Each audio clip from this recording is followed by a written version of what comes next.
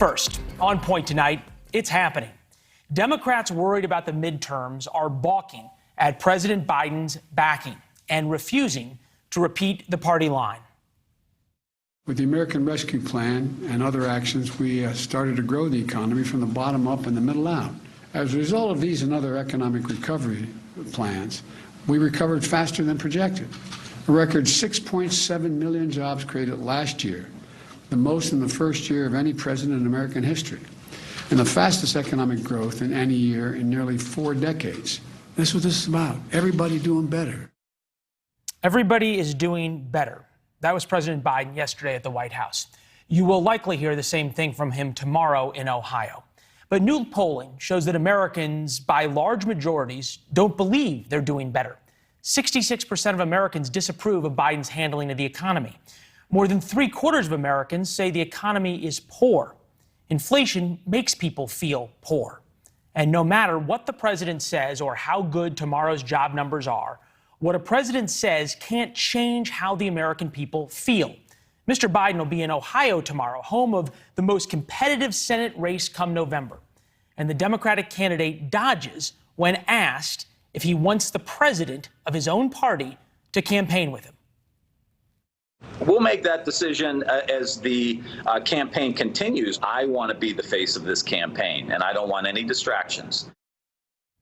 This is normally the time I would go through the inflation numbers and tell you how much the cost of everything is up over that past year, the rising price crisis. And we'd spend a couple of minutes on the market. The Dow lost more than 1,000 points today. You can see the NASDAQ was down almost 5%. We don't need to spend that time. You already know that things aren't good. Democratic Senator Joe Manchin knows it too. Inflation is the #1 driving factor, I believe, in my state.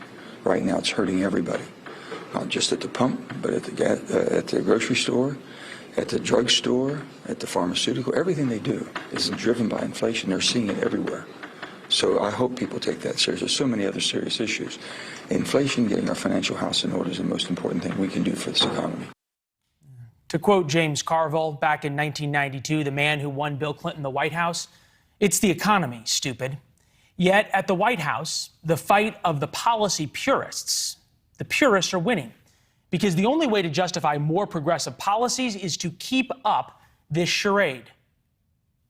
We continue to believe that there are strong data in the economy, whether it's record job growth, whether it is the current unemployment rate, and that as a result of the actions of the president. Our economy is doing better than many economies around the world. Our economists and our economic team continues to feel confident in the strength of the economy, even as we monitor a range of data. Right. Because if the economy is good and people are hurting, and for sure people are hurting, well, then it's time to forgive student loan debt. It's time to spend more taxpayer money we don't have because the economy is good and people are hurting. Time to tax the billionaires. At some point, the political types, the practical political types, especially Democrats up for re-election, will intervene. Once again, here's Joe Manchin. So I hope people take that serious. There's so many other serious issues. Inflation, getting our financial house in order is the most important thing we can do for this economy. Except he isn't up for re-election, nor is President Biden, which makes the mixed messages all the more telling. That's on point tonight. Meredith McGraw covers the White House and politics for Politico. Dr. Lauren Wright teaches political polling at Princeton University. Ladies, good to see you. Meredith, first to you. How much pressure by the White House is there on Democrats to not break with this "the economy is good" line? Well, I think the White House and Democrats are in a really tough position with this, as you showed in that opening montage there. President Biden is frustrated that he's not getting enough credit when it comes to the economy for numbers like jobs, but still that doesn't affect how voters see him, and that's across the board. That's from people that put him in the White House, Democrats, independents, women. And it's also, of course, among Republicans who are incredibly frustrated with the state of the economy. And that's borne out in polling that we're seeing week after week, that the president is really struggling when it comes to the issue of the economy because people are feeling it in their pocketbooks every day. And Democrats who are campaigning, Democrats on the Hill, have started to distance themselves from the president just because of this very issue.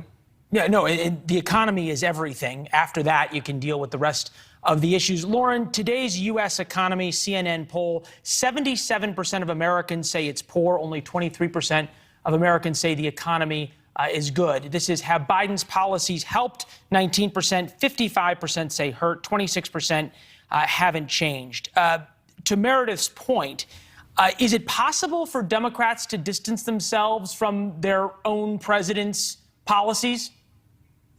Probably not. And so I think that's what the White House in part is trying to do. They know that they own the economy. They know they will be attached to economic conditions no matter what.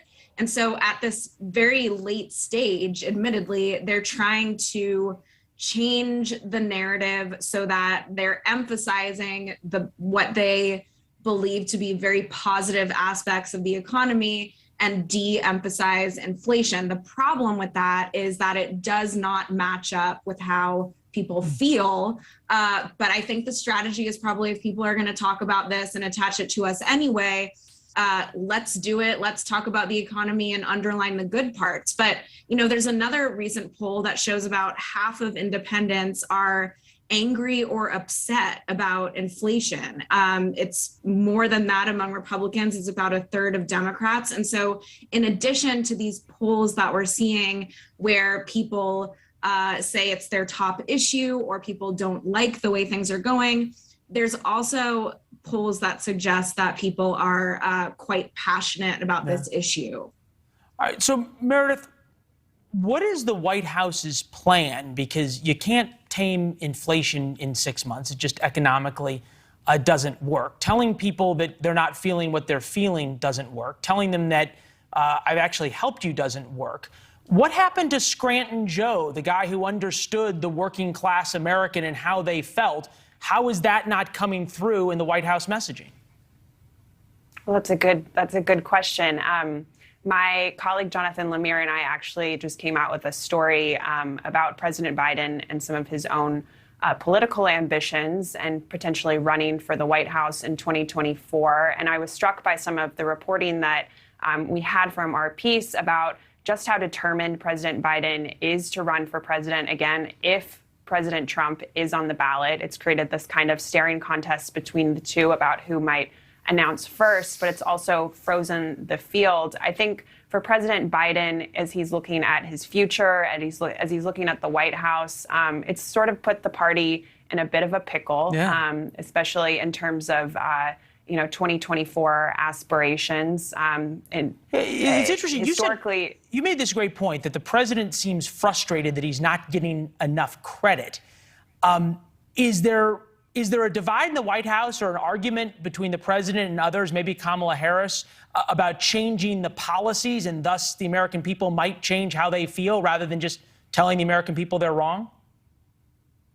I think that's a really challenging thing to do at this point. I think Americans want to see immediate relief. They want to see things immediately change and get better for them. But when you have interest rates going up, I think Americans are only going to see things get a little bit tougher when it comes to their own personal finances.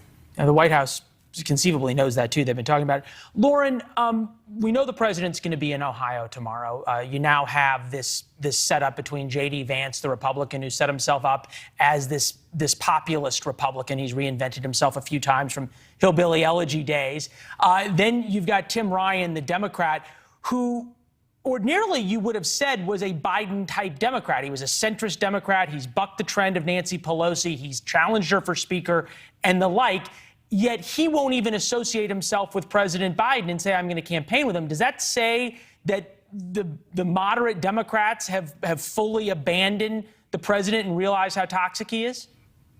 Well, I don't know. And it probably doesn't matter whether Biden campaigns with him or not. I mean, most of what we know from research on endorsements is that they come when someone's already succeeding or already doing badly. And so it's just one of many factors that influences this race. I think that, the tough part of being a Democrat running for Senate in a moderate state this year is just that a lot of the contours of the race are these factors that you have no control over. So maybe not having the president stand by your side is one of those factors that you can try to control. But as you can see, there's already a news story about the controversy of not appearing with the president. And so, I think it won't end up tipping the race either way. But it's sort of darned if you do, darned if you don't. Yeah, you both make a great point in terms of a presidency being defined by things that are out of a president's control. We've seen it happen to every occupant of the Oval Office. Ladies, great conversation. Meredith, next time you're back, we want to pick up the thread on the reporting to the staring contest between 45 and 46, all right? Sounds good. There's some good stuff in there. Yeah, awesome conversation. Thank you. Thanks for watching. Click the red subscribe button below so you can get more of NewsNation's fact-driven, unbiased coverage.